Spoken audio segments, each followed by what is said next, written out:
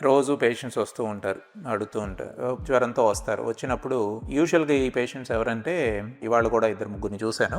వాళ్ళు ప్రైమరీగా చెప్పిన కంప్లైంట్ ఏంటంటే, సార్ నాకు తరచూ జ్వరం వస్తుంది, ఈ నెలలో ఇది రెండోసారో మూడోసారో వచ్చింది అంటూ ఉంటారు. ఈ రెండోసారో మూడోసారో జ్వరం వచ్చినప్పుడు, అమ్మా ఇంత ముందు వచ్చినప్పుడు ఏం జరిగింది అని అడుగుతాం. అడిగినప్పుడు ఆ పేషెంట్ చెప్తారు, సార్ నాకు ఇంతకుముందు ఇన్ఫెక్షన్ వచ్చింది సార్ అని. ఇన్ఫెక్షన్ వచ్చింది ఏంటమ్మా, ఇన్ఫెక్షన్ అనేది జబ్బు కాదు.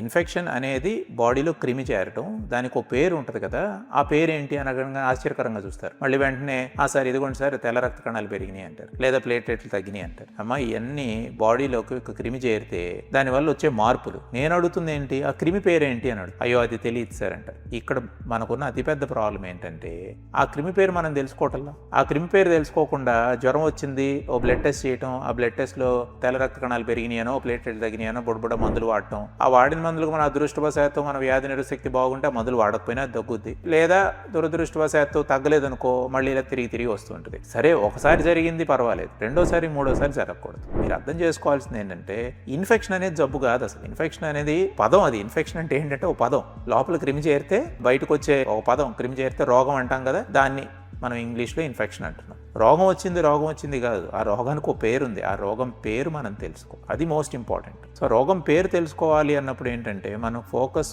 కణాల సంఖ్య మీదో యాంటీబయాటిక్స్ మీదో పెట్టకుండా ఖచ్చితంగా కామన్ రోగాలు మనకి తెలుస్తూ, మలేరియా అవ్వచ్చు, డెంగీ అవ్వచ్చు, టైఫాయిడ్ అవ్వచ్చు, ఈ మధ్య కాలంలో కొత్తగా వింటున్నాం స్క్రబ్ టైఫస్ అవ్వచ్చు, ఆ బ్రుసెల్లోసిస్ అవ్వచ్చు, ఆ మధ్య మెలియాయిడోసిస్ అని మాకు ఊళ్ళో ఇబ్బంది పెట్టింది. ఇట్లా చాలా చాలా ఇన్ఫెక్షన్స్ ఉంటాయి, ఆర్ ఇన్ఫెక్షన్ కలిగించే రోగాలు ఉంటాయి, అదర్వైజ్ క్రిములు ఉంటాయి. మనం ఆ క్రిమి పేరు తెలుసుకోవటం అనేది ఇక్కడ అన్నిటికంటే ఇంపార్టెంట్. దయచేసి క్రిమి పేరు తెలుసుకోండి. తెలుసుకోవడానికి ప్రయత్నం అన్నా చేయాలి. కనీసం అది ఇప్పుడు స్పెషలిస్ట్ ఉంటే, ఇన్ఫెక్షన్ సంబంధించిన స్పెషలిస్ట్ కానీ ఫిజిషియన్ కానీ ఎవరైనా ఉంటే, వాళ్ళకి ఏంటంటే అది క్రిమి పేరు ఒకవేళ బయట పడకపోయినా మీకుండే లక్షణాలని బట్టి, ఉన్న రిపోర్ట్స్ని బట్టి ఇది అవ్వచ్చు అనేదన్నా నిర్ధారణ అవ్వాలి. ఇప్పుడు నేను కూడా పరీక్షలు చేస్తాను. ఇప్పుడు కొత్తగా స్పెషల్ టెస్టులు కొన్ని వచ్చినాయి, కండిషన్ సీరియస్గా ఉన్నప్పుడు చేస్తున్నాం మాలిక్యులర్ టెస్టులు. కోవిడ్లో మనం పీసీఆర్ విన్నాం కదా, అలా మలేరియాకి, టైఫాయిడ్కి, అట్లానే డెంగీకి పీసీఆర్ టెస్టులు వచ్చేసినాయి. ఇప్పుడు ఇట్లా ఇస్తే 3 గంటల్లో రిపోర్ట్ వచ్చేస్తుంది. అంటే కాకపోతే ఖరీదైన టెస్టులు అవడం వల్ల ఏం చేస్తామంటే ప్రతి పేషెంట్కి అవి చెయ్యం. సో ఇప్పుడు ఆ టెస్టులు ఏంటి, సాధారణ పరీక్షల కంటే బెటర్ అనమాట.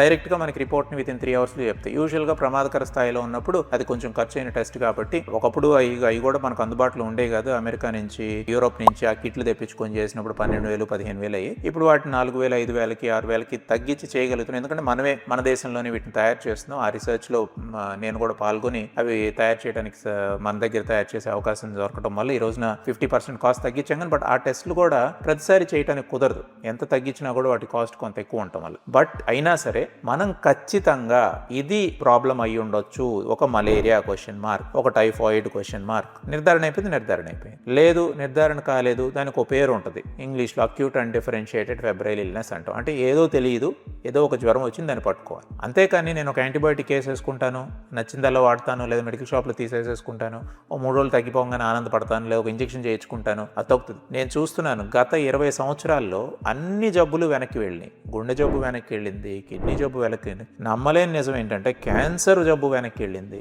ఈరోజు క్యాన్సర్తో చనిపోవటం అనేది అసలు అరుదైపోతుంది. వైద్యం కనిపెట్టారు, ట్రీట్మెంట్ ఇస్తున్నారు. ఇక కనుక్కోవటం, ఇంకా ఎర్లీగా కనుక్కోవడానికి ఇప్పుడు కొత్త పద్ధతిలో మాలిక్యులర్ టెస్టులు వచ్చేసినాయి. అర్లీ స్టేజెస్లోనే క్యాన్సర్ కనిపెట్టి వైద్యం చేస్తుంది.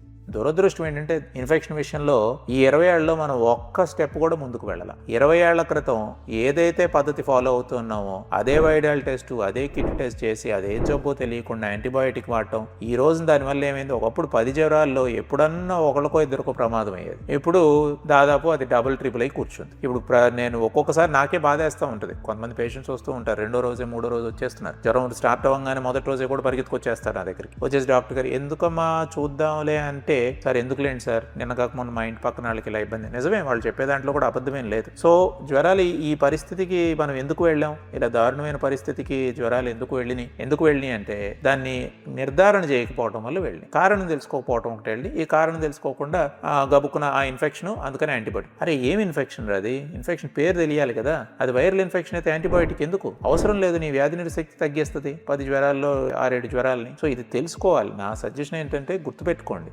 నిర్ధారణ అవ్వాలి. వాళ్ళ పరిస్థితులు బాగోకపోతే ఈరోజు మంచి పరీక్షలు వచ్చినాయి, ఆ పరీక్షలు చేసి నిర్ధారణ చేద్దాం. పరిస్థితి బాగుంటే బేసిక్ టెస్ట్లోనే చేద్దాం, డాక్టర్ గారి విచక్షణ జ్ఞానంతో ఇది అది అయ్యి ఉండొచ్చు అని నిర్ధారణ చేసిన తర్వాత, నిర్ధారణ గుర్తుపెట్టుకోండి, ఇన్ఫెక్షన్ కాదు, ఇన్ఫెక్షన్ పేరు, ఇన్ఫెక్షన్ పేరు, మనిషి కాదు, మనిషి పేరు, రామారావు, సుబ్బారావు, పుల్లారావు. అట్లానే ఇన్ఫెక్షన్ కాదు, ఇన్ఫెక్షన్ పేరు. ఏమిటా ఇన్ఫెక్షన్? అది తెలుసుకుంటే మనం ప్రాబ్లం సాల్వ్ అవుతుంది. అది తెలుసుకోవడానికి మనం గట్టిగా ప్రయత్నం చేయాలి. అలా తెలుసుకోకుండా మాత్రం మందులు వాడకూడదు.